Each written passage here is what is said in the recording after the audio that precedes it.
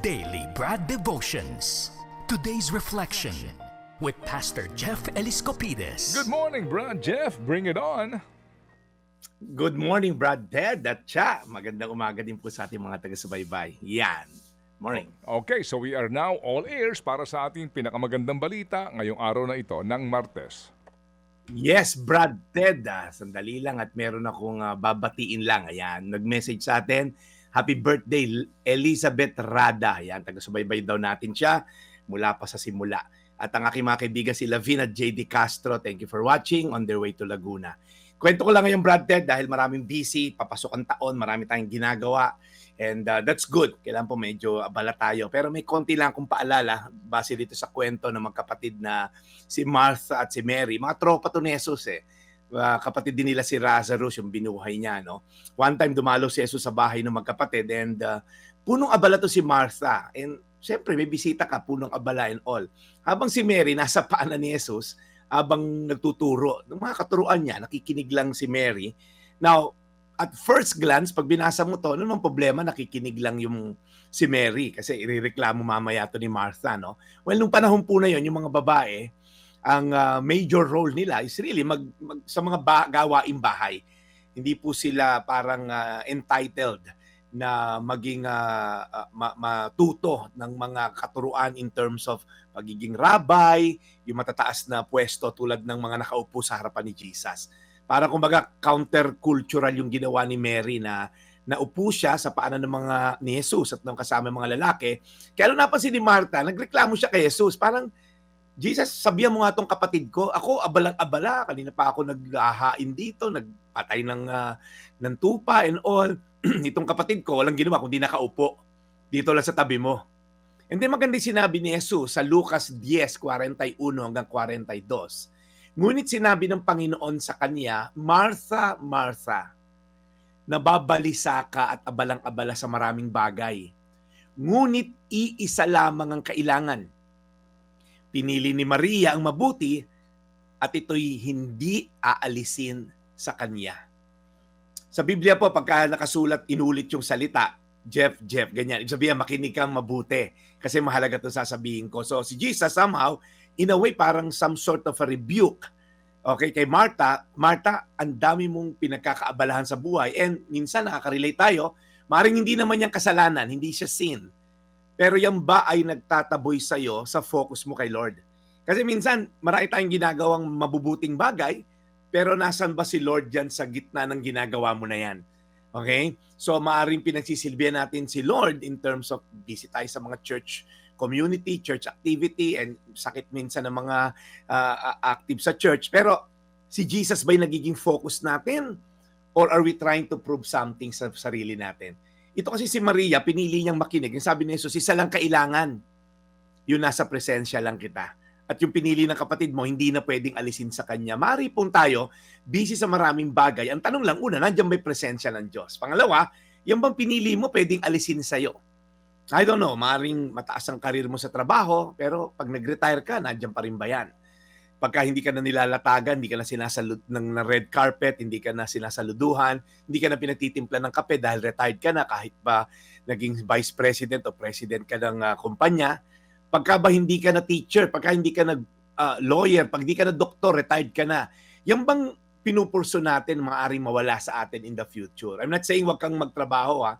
I'm just saying po, si Jesus ba ay nandiyan nasa presensya ba tayo ng Diyos sa ating pinipiling gagawin? Kaya sabi ni Lord, mas maganda pinili ni Mary.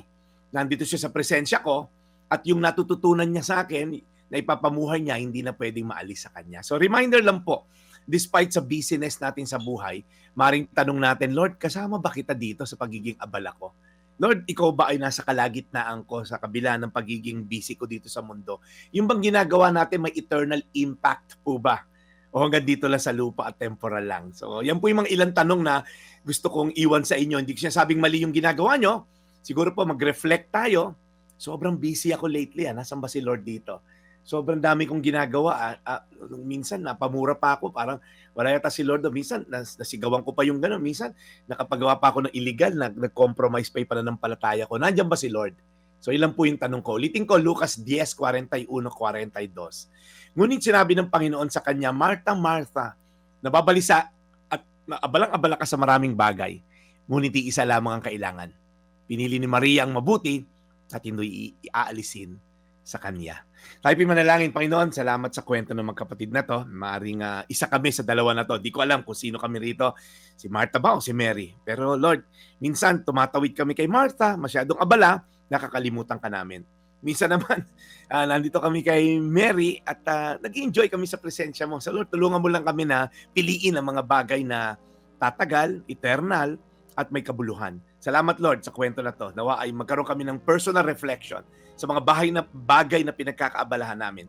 Nawa ay meron tong eternal impact. In Jesus' name, Amen. Amen. And Lord, we pray once again, alagaan niyo po lagi si Brad Jeff. Bless his mission. Alagaan niyo po ang kanyang kalusugan at pangangatawan at ang kanyang mga kasamahan sa kanyang ginagawa pong pagbimisyon araw-araw. In Jesus' name we pray. Amen. Amen. Amen. Nice, Brad Jeff. Na naman, pangalabit sa ating lahat.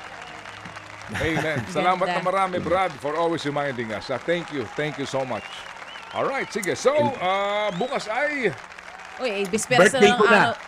birthday mo na ba? Bukas ay birthday ko na, Brad Ted. Hihintayin ko na lang yung padala ni Chacha. Nako, pastor. Isulat mo lang lahat yan. Mahaba na ba yung listahan mo? Lilipas din yan, Cha. Ilang taong ka na ba bukas, pastor? Hindi, Cha, mga 6 na taon na tayo magkakilala, 5 taon. So, Pang 7 nakakarami na taon rin yun ako. ngayon.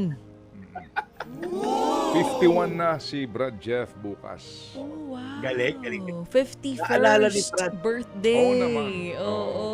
Kasi hindi ka umattend doon sa kanyang 50th birthday. Ako nandun ako eh. Nandun ka ba? Talaga? Kung Nandun ako in spirit. Yan, nagulat ako kasi paggabi. Bukas, pastor.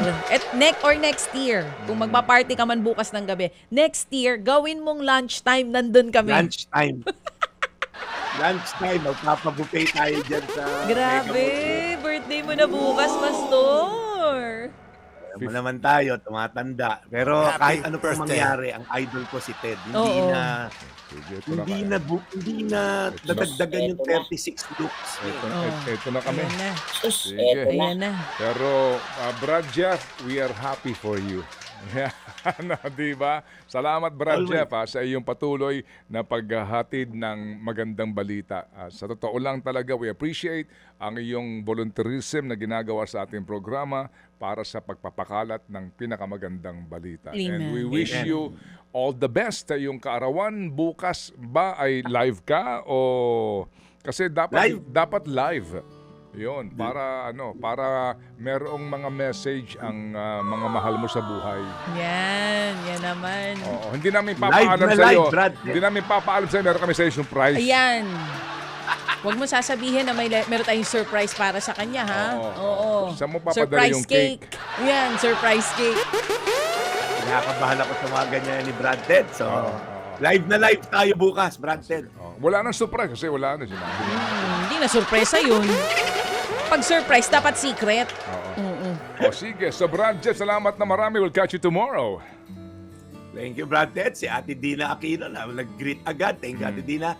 Ito po yung Daily Brad, your daily dose of inspiration. Thank you, serving the people, Brad Jeff Eliscopides